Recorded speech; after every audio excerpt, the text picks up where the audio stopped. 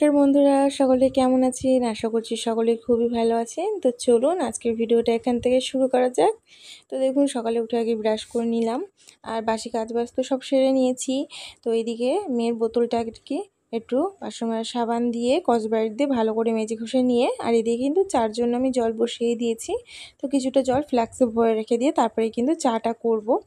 আর এদিকে মেয়ের বোতলটা মেজে নিয়ে এবার ধুয়েও নেব আর একটুখানি গরম জল দিয়ে রেখে দেবো পরে। তো কী বলো তো, তাতে না ওই গন্ধ ভাবটা না কেটে যাবে আর কি। তো এদিকে এই কাজগুলো করে নিই আর এদিকে চাটাও আমার হতে থাক। আর এদিকে কিন্তু আমার সকালে ঘর ঝাড় দেওয়া মোছা টোছা সব কমপ্লিট হয়ে গেছে। আর আজকে যেহেতু রবিবার, একটু রান্না বান্না থেকে বেশি আর কি চাপেই আছি। তো তোমাদের সঙ্গে সব কিছুই শেয়ার করব, চলো দেখতে থাকো। তো সকালে তো আগে চাটা করে খেয়ে নিই, তারপরে তো বাকি কাজ বাজ। তো বাবুর জন্য চা নামিয়ে নিয়েছি আর এদিকে দেখো আমাদের চাটাও নামিয়ে নিলাম।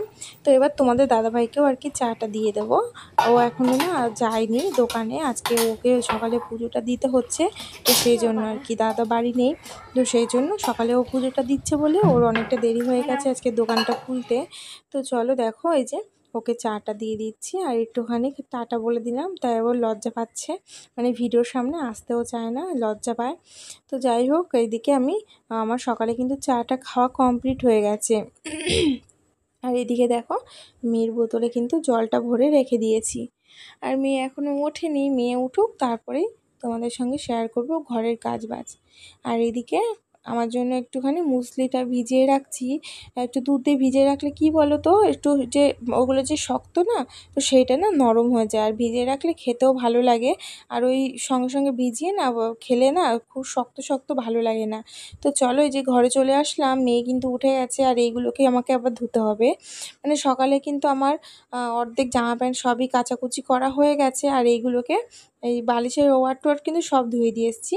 আর এই চাদরগুলোকে আমি এখন চাদরটা তুলে নিচ্ছি, মেয়ে ঘুমিয়েছিল বলে তুলতে পারিনি, এখন তুলে নিয়ে চাদরটাকেও কিন্তু এখন আমি কেচে দিয়ে আসবো। আর এদিকে দেখো, সকালের খাওয়া দাওয়া করে কিন্তু আমি এই যে বসে পড়েছি মাথায় হেয়ার প্যাক লাগাতে। তো এর মধ্যে আছে কালো জিরে, মেথি, নারকেল তেল, শ্যাম্পু, আছে হচ্ছে টক দই, তারপরে জবা ফুলের পাপড়ি, তো অনেক কিছু দিয়ে আর কি বানিয়েছি। তো রেজাল্টটা কেমন হয় আমি তোমাদেরকে অবশ্যই পরে আবার যখন লাগাবো তখন আমাকে বলবো। দুবার তিনবার তো লাগাতে হবে, না হলে তো বুঝতে পারবো না।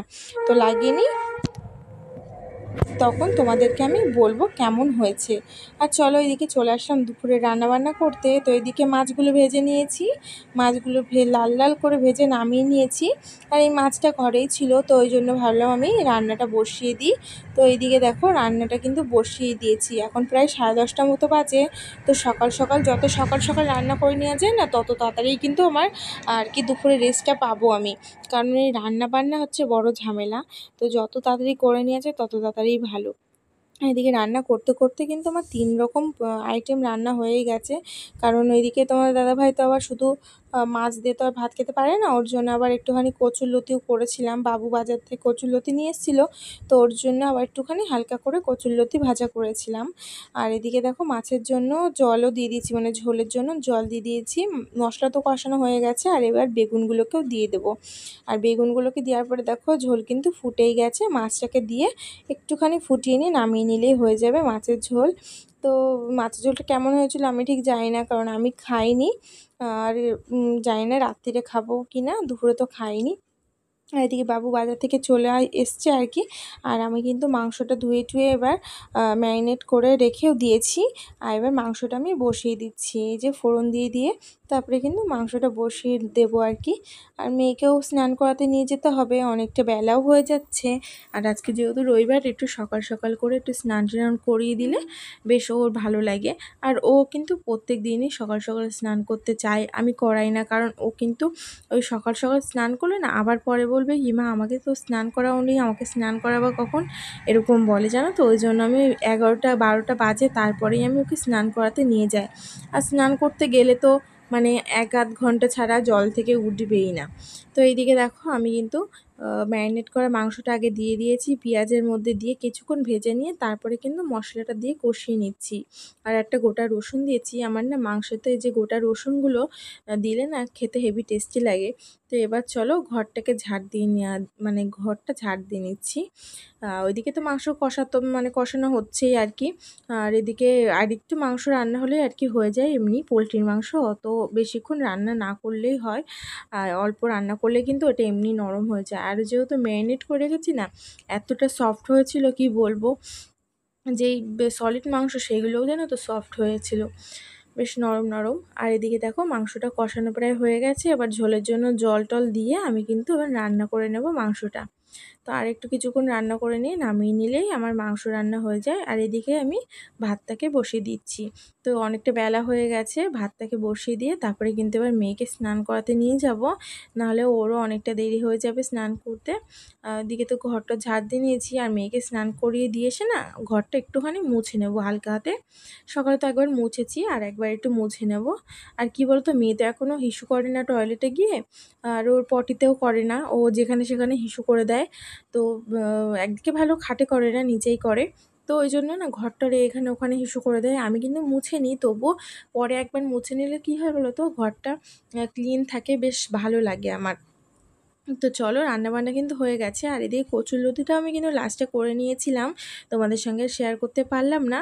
আর এবার আমি গ্যাসটাকে ক্লিন করে নিচ্ছি। তো সুন্দর করে গ্যাসটাকে ক্লিন করে নেব, আর গ্যাসের পাশটাকেও সুন্দর করে ক্লিন করে নেব।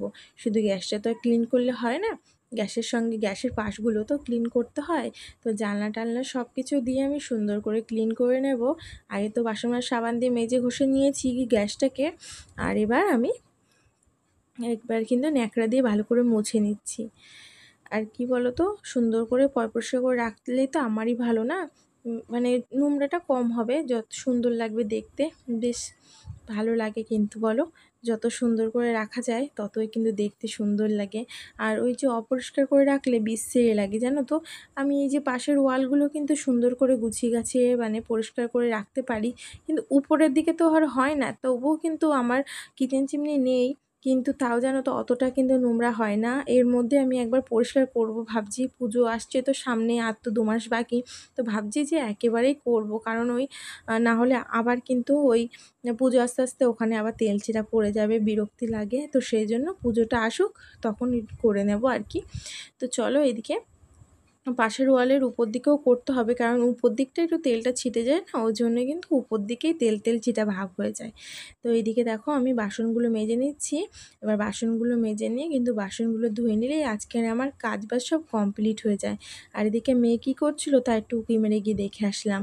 মানে ও ঘরে থাকলে আমার মন থাকে ঘরে, ও কী করছে, শুধু জিনিসপাতি নিয়ে শুধু হাতায় তো, মানে আমার সাজার জিনিস কোথায়, আমার চুল আঁচড়ানোর, যাই হোক আমার জিনিসই নিয়ে নিয়ে ওর খেলা লাগে, ওই জন্য বারে দেখতে হয়। তো বাসন তো মাজা হয়ে গেছে, এদিকে ধুয়েও নিচ্ছি। আর আজকের ভিডিওটা আমার এই পর্যন্তই। আশা করছি তোমাদের সকলের খুবই ভালো লাগবে। আর যদি ভালো লাগে একটা করে লাইক কমেন্ট শেয়ার করে দিও। টাটা।